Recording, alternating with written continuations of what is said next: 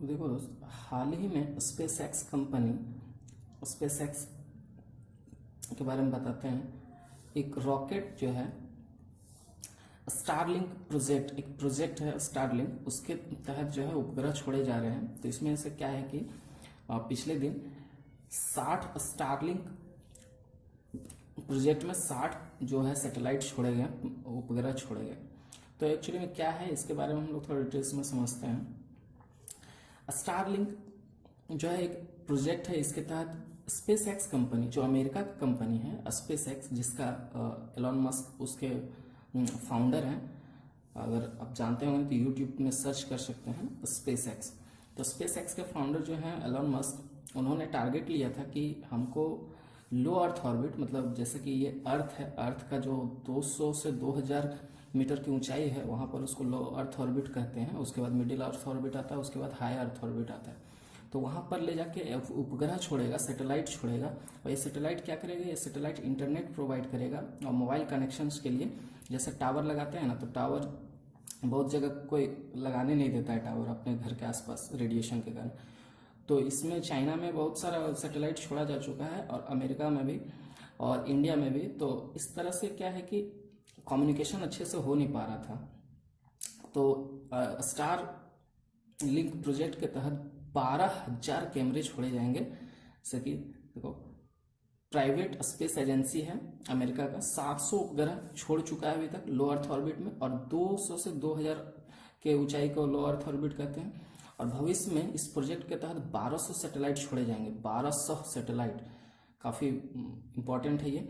तो 1200 सैटेलाइट से क्या होगा, जिसे इंटरनेट हर जगह तक पहुंचाया जा सकता है। बहुत सारे देश है दोस्तों जहां से सैटेलाइट के माध्यम से कनेक्टिविटी नहीं है, और जैसे समुद्र में सैटेलाइट फ़ोन ही यूज़ होता है क्योंकि वहाँ पर टावर तो होता नहीं है।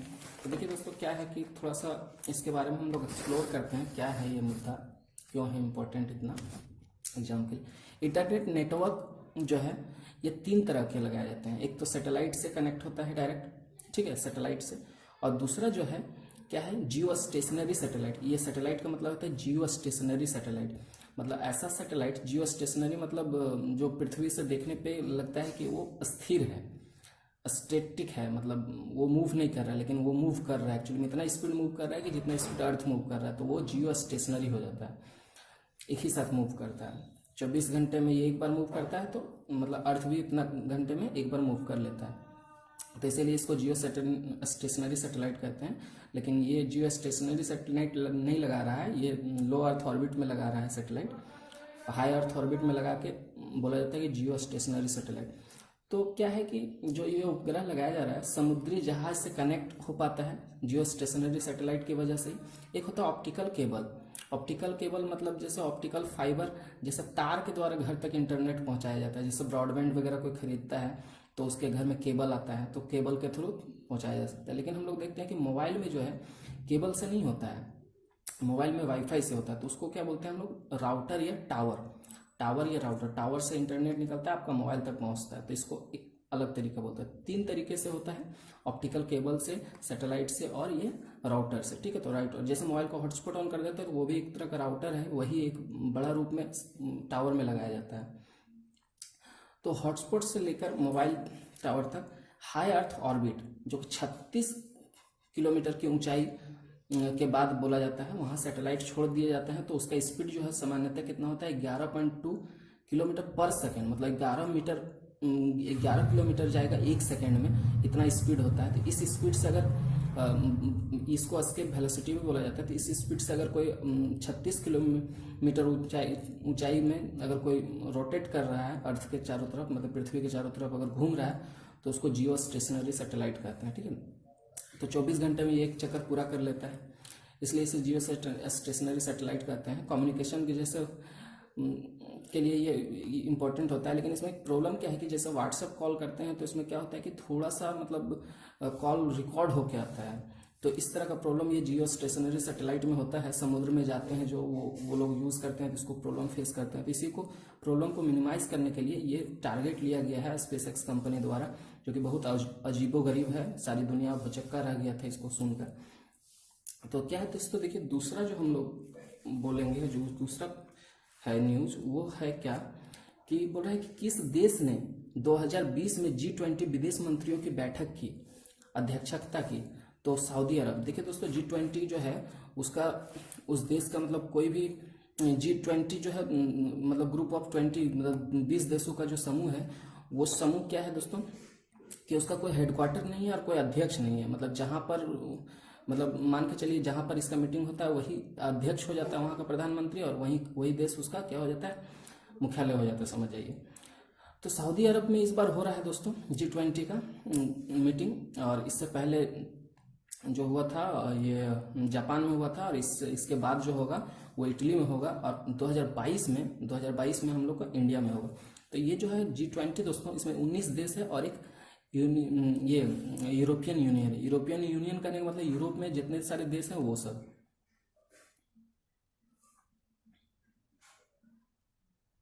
तो ये सभी मिलकर मीटिंग करते हैं दोस्त, और ये अध्यक्ष वर्तमान में जो है गल्फ जो है देश, खाड़ी देश सऊदी अरब, वहाँ पर इसकी मीटिंग हो रही है, तो वही अध्यक्षता कर रहा है, ठीक है।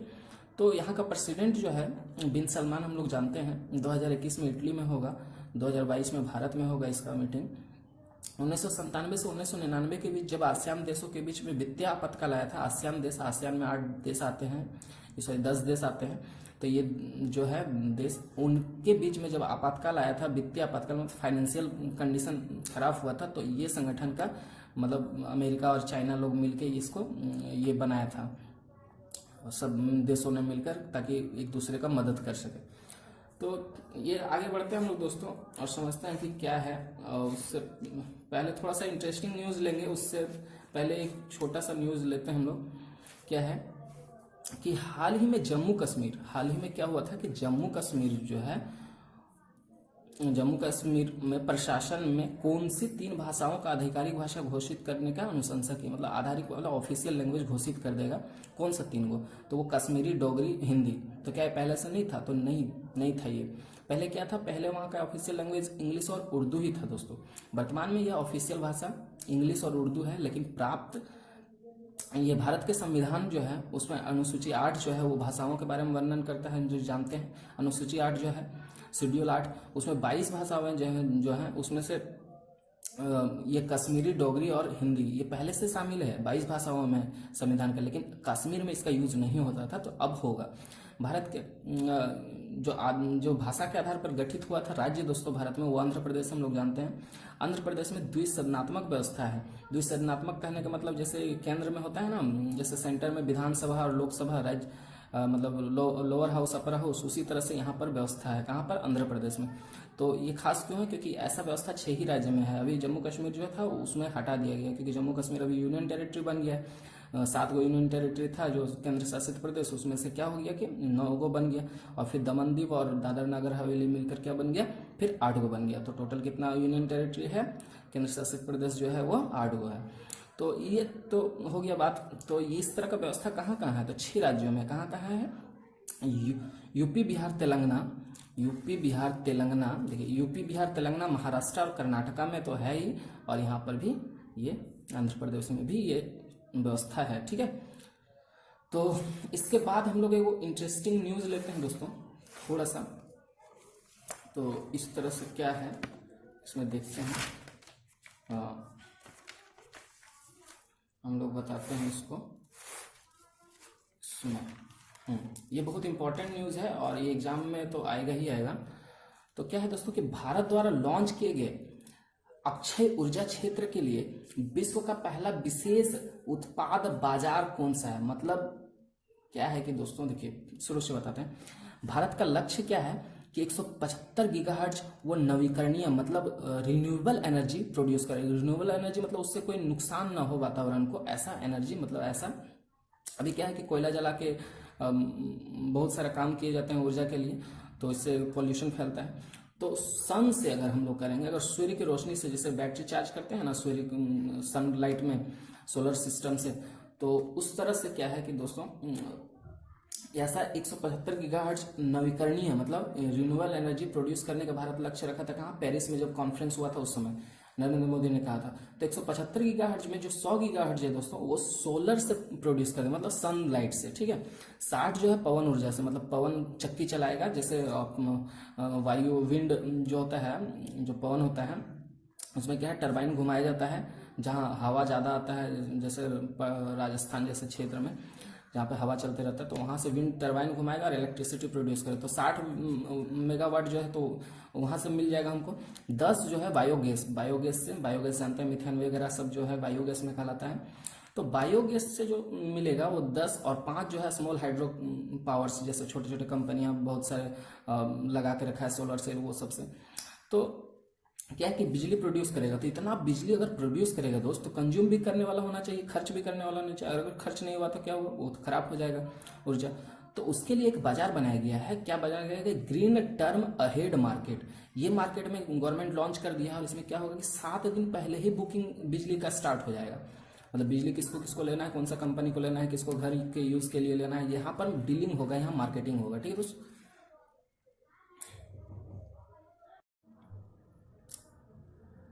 तो दोस्त, कर्नाटका सरकार वाटर शेड परियोजना के लिए किस संस्था से हाथ मिलाया है? तो मतलब 600 करोड़ रुपए जो है ऋण दिया है वर्ल्ड बैंक। वर्ल्ड बैंक जो है उसका स्थापना ब्रेटन वुड सम्मेलन जो हुआ था उसके तहत हुआ था।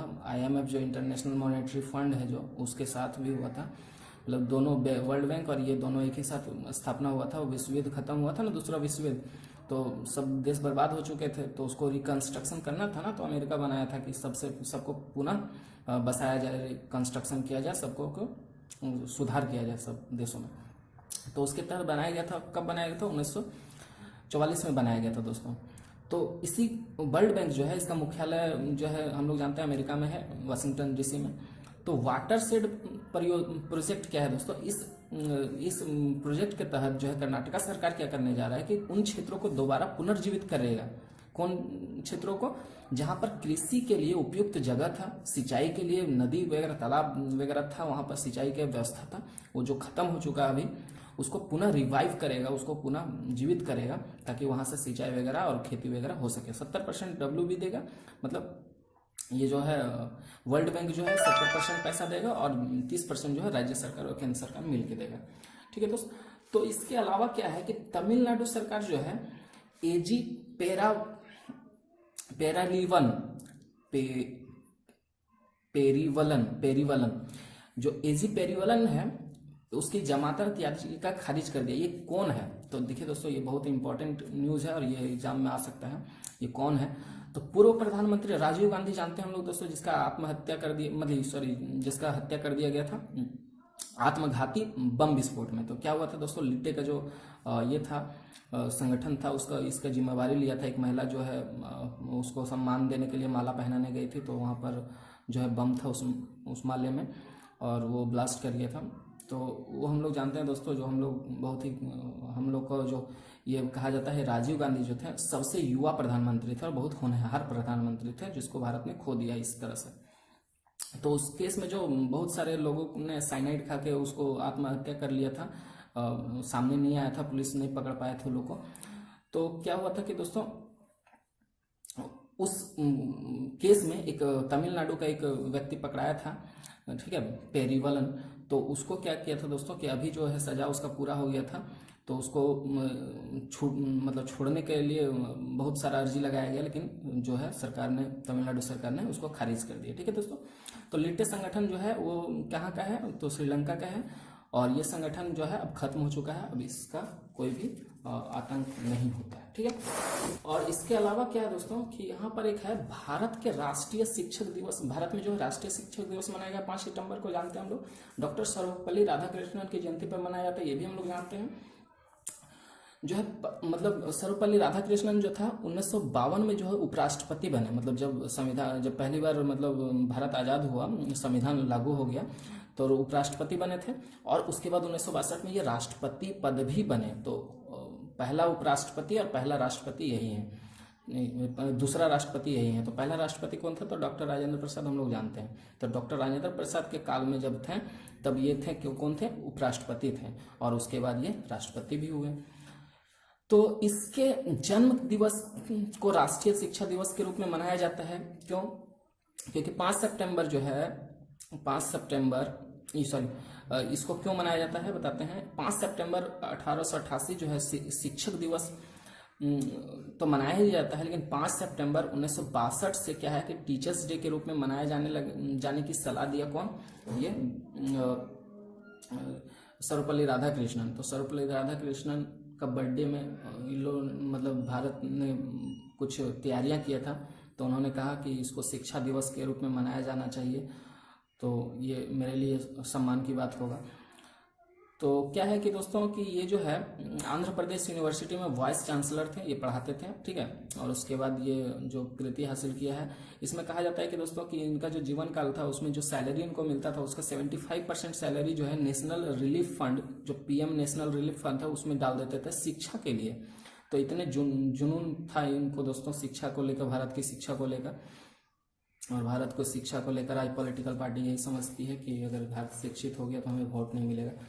तो देखिए दोस्तों, ये सब है मुद्दा। अब देखो दोस्त एक न्यूज़ क्या है कि कौन सा देश जो है इंडो पैसिफिक स्ट्रेटजी में शामिल होने वाला दूसरा यूरोपीय देश बन चुका है। तो जर्मनी। क्या है मामला, देखें। स्ट्रेट ऑफ मलक्का जो साउथ चाइना को और बंगाल की खाड़ी को जोड़ता है। स्ट्रेट ऑफ मलक्का मतलब वैसा रास्ता जो क्या करता है, बंगाल की खाड़ी और साउथ चाइना जो चाइना का बगल में जो सी है, समुद्र है, उसको साउथ चाइना से को जोड़ता है। कि यह राजमार्ग जो है दोस्तों सबसे ज्यादा मतलब व्यस्ततम राजमार्ग है, सबसे ज्यादा व्यस्त रहता है ये।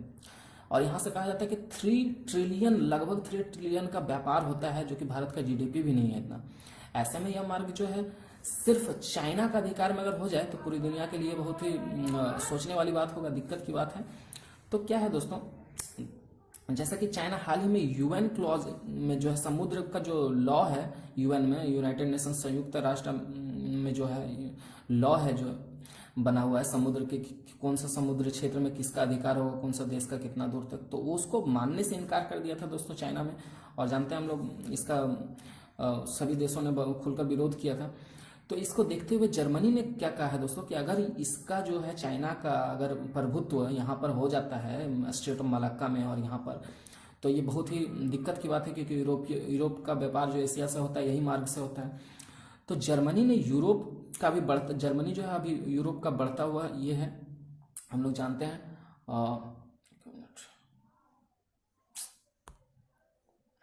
जर्मनी जो है उसका बढ़ता हुआ यूरोप में बढ़ता हुआ जो है अभी अर्थव्यवस्था है, हम लोग जानते हैं। ये देश क्या है कि भारत के साथ मिलकर जो है एक स्ट्रेटेजिक पार्टनरशिप बना रहा है भारत को, और इस मुद्दे पे काम करना चाहता है कि इसमें भारत और यूरोपीय देशों को चाइना को काउंटर करने के लिए एक ये तैयार किया जाए, ठीक है, गैंग तैयार किया जाए, ग्रुप बनाया जाए। तो व्यापार के लिए यह राजमार्ग बहुत ही इंपॉर्टेंट है, जैसे बता चुका हूँ। तो चाइना का बढ़ते दबदबा को इसको ये काउंटर करने के लिए। तो यहाँ पे क्या है, जर्मनी जो है अटलांटिक महासागर में है दोस्तों, और ये बर्लिन इसकी राजधानी है। यह जो है यहाँ का यूरो चलता है करेंसी, और महाद्वीप जो है वो यूरोपियन महाद्वीप में ये आता है। इसके अलावा अगर हम लोग बात करें दोस्तों, तो हम लोग यहाँ पर देखते हैं कि मार्च 2023 तक कहा जा रहा है कि मार्च 2023 तक जो है मणिपुर, मिजोरम और नागालैंड की राजधानियों में रेल कनेक्टिविटी से जोड़ा जाएगा। मतलब इसका मतलब है क्या कि यहाँ का राजधानी तक अभी तक ट्रेन नहीं पहुंचा था। ये ऐसे राज्य पिछड़ा राज्य है। इसका पिछड़ा होने का कारण बहुत सारा है, कभी मैं डिटेल्स में बताऊंगा अगर क्वेश्चन आएगा। तो फिलहाल देखिए दोस्तों, राजधानी जो है मणिपुर का इम्फाल है, मिजोरम का आइजोल है और नागालैंड का कोहिमा है। तो ये जो राजधानियां हैं दोस्तों वर्तमान में जो है रेल कनेक्टिविटी से जोड़ा नहीं गया है, लेकिन 2023 तक इसको जोड़ दिया जाएगा। और अरुणाचल प्रदेश और त्रिपुरा जो है, असम जो है, ये सबको जोड़ा जा चुका है। ये नॉर्थ इंडिया का जो है ना दोस्तों, ऊपर में नॉर्थ और इधर ईस्ट। तो नॉर्थ ईस्ट में जो है, इधर ईस्ट और ऊपर में नॉर्थ। तो यहाँ पर जो राज्य है उसके बारे में बात करें तो उसका राज्य जो है दोस्तों, तो वो सब राज्य क्या है कि वहाँ पर जो है सिक्किम में और मेघालय में अभी तक भी ट्रेन का कनेक्टिविटी नहीं है, और इसमें कनेक्टिविटी करने का भी कोई बात अभी नहीं चली है। तो समझ सकते हैं दोस्तों, ये एक गंभीर मुद्दा है। तो रेलवे में ये सब क्वेश्चंस पूछा जा सकता है। तो इसका जो मैनेजमेंट है, जो यहाँ पर जो ये करता है, यहाँ पर फैसिलिटेट करता है, तो वो कौन है, तो नॉर्थ ईस्ट फ्रंटियर रेलवे है, ठीक है। और नॉर्थ ईस्ट फ्रंटियर रेलवे जो है यहाँ पर मैनेजमेंट करते हैं। और यहाँ पर जो नॉर्थ ईस्ट में जो सबसे पहले जो ये किया गया था दोस्तों कि यहाँ पर ट्रेन जो लाया गया था वो अंग्रेजों के शासनकाल में यहाँ पर लाया गया था 138 साल पहले। डिब्रूगढ़ एक जगह है नॉर्थ ईस्ट में, वहाँ पर ट्रेन चलाया गया था। उसके बाद से यहाँ पर कोई भी ट्रेन का ये मैनेजमेंट जो है यहाँ पर सुविधा नहीं दिया गया आज तक। तो ये रेलवे ये कर रही है। तो देखिए दोस्तों, ये सनसनी का मामला है, तो इसमें एग्जाम में क्वेश्चन पूछते हैं इस तरह से। और उसके बाद एक लंबा सा क्वेश्चन है दोस्तों, तो इसको हम लोग करेंगे। और ये थोड़ा सा इंटरेस्टिंग नहीं है, लेकिन एग्जाम के प्रोस्पेक्टिव से ये थोड़ा इम्पोर्टेंट हो जाता है, तो रोचक नहीं है, फिर भी हम लोग करना चाहते हैं। हाल ही में किस देश ने भारत के अनुरोध पर पाकिस्तान को हथियारों की आपूर्ति नहीं करने का फैसला किया? दोस्तों अभी जो है रक्षा मंत्री का जो है मीटिंग चल रहा था। रसिया गए थे रक्षा मंत्री, गए नहीं थे, मतलब वीडियो कॉन्फ्रेंस से बात हो रही थी, तो एक तरह से मीटिंग ही समझिए हुआ है। तो राजनाथ सिंह जो है मतलब क्या है हम लोग का रक्षा मंत्री, तो ये जो है रसिया से अनुरोध किए हैं कि अगर भारत के साथ अपना व्यापार और संबंध अच्छे से बनाए रखना चाहती है, तो भारत चाहता है क्या, तो ये राजनाथ सिंह ने दोस्तों ये कहा था और रसिया ने मान गया था कि पाकिस्तान के साथ हाँ ठीक है हम डील नहीं रखेंगे। तो रसिया और चाइना ने मिलकर 2023 में एससीओ संघाई कॉरपोरेशन ऑर्गेनाइजेशन की स्थापना की थी, हम लोग जानते हैं। और ये क्या था दोस्तों, क्षेत्रीय सुरक्षा के लिए ऐसा किया गया था। तो क्षेत्रीय सुरक्षा के लिए जो है इसका संघाई कॉरपोरेशन ऑर्गेनाइजेशन की स्थापना की गई थी, व्यापार को बढ़ावा देने के लिए और सुरक्षा के लिए। लंबे समय से भारत इसमें जाने की मांग कर रही थी, इस ऑर्गेनाइजेशन में, संघाई कॉरपोरेशन इंडिया में, लेकिन इसको जगह नहीं मिल रही थी, मतलब वहाँ पर ये सीट नहीं मिल रहा था। तो चाइना ने एक शर्त रखकर मतलब भारत को एंट्री दिलवाया। तो चाइना ने क्या शर्त रखा था कि अगर भारत इसमें आएगा तो पाकिस्तान को भी इसमें शामिल कर लिया जाएगा। तो रसिया ने ये मान लिया, क्योंकि रसिया शुरू से चाहता था कि भारत इसमें आए। तो रसिया जो देश है दोस्तों, रूस, उसके मदद से भारत तो यहाँ पर एंट्री कर गया, लेकिन पाकिस्तान भी एंट्री कर गया। तो दोनों जो है 2017 में एक साथ एंट्री किए इस ऑर्गेनाइजेशन में, संघाई कॉरपोरेशन ऑफ ऑर्गेनाइजेशन जो है। ठीक है दोस्तों, तो ये क्या है न्यूज़, इसको थोड़ा सा एक्सप्लोर करते हैं। कहा जाता है कि दोस्तों इसमें जो है 6 देश हुआ करते थे पहले। 6 देश कौन कौन से हुआ करते थे? तो जो यूएसएसआर रूस था, पहले यूएसएसआर हुआ करता था, जो कोल्ड वार के बाद टूट गया 15 देशों में, जिसमें रसिया और ये जैसे कजाकिस्तान, किर्गिस्तान। ये जो कजाकिस्तान है दोस्तों, कजाकिस्तान, उसको यूरेनियम संवर्धित देश कहा जाता है। मतलब यूरेनियम यहाँ पर मिलता है, न्यूक्लियर बम बनाने के लिए जो यूरेनियम का जरूरत पड़ता है वो यहीं पर मिलता है। पूरा दुनिया में यूरेनियम सप्लाई करता है। तो ये देश, तो ये क्या है दोस्तों, यूएसएसआर जीतने के बाद जो है अमेरिका और रसिया में तनाव हो गया था दोनों देशों के बीच, तो कोल्ड वार इसी को कहा जाता है। तो कोल्ड वार के बाद क्या होता है कि रसिया जो टूट गया था विभिन्न देशों में, बहुत सारे देश इससे बने थे। तो क्या है कि दोस्तों यहाँ पर जो है रक्षा मंत्रियों की बैठक हुई, उसमें जिसमें राजनाथ सिंह गए थे, मतलब यहीं से भाग लिए थे।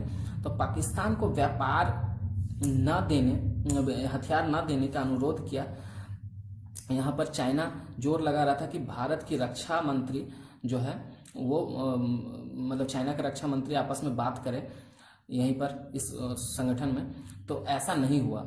चाइना हाल ही में पेंगोंग लेक के बगल में जो ब्लैक टॉप है लद्दाख वाले क्षेत्र में, वहाँ पर क्या होता है, भारतीय सेना जो है आक्रोश दिखाया और रिटेलिएशन को देखते हुए चाइना सहम गया और चाइना अब वार्तालाप करना चाहता है।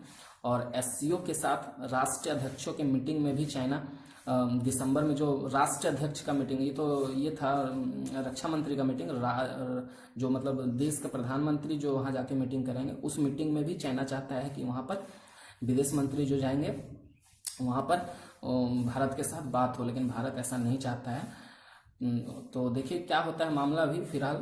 तो भारत जो है अभी नाटो की तरफ शिफ्ट हो रहा है, झुकाव हो गया। नाटो मतलब नॉर्थ अटलांटिक ट्रीटी ऑर्गेनाइजेशन, जो अमेरिका का गुट बना हुआ है, उसकी तरफ जा रहा है। तो इससे चाइना को डर लग रहा है। ठीक है, तो कुल मिलाकर यही सब था न्यूज़ दोस्तों। अगर वीडियो पसंद आया और इम्पोर्टेंट लगा, आपने पॉज करके अगर लिखा होगा कुछ, तो ये एग्जाम के लिए बहुत ही इम्पोर्टेंट हो जाएगा।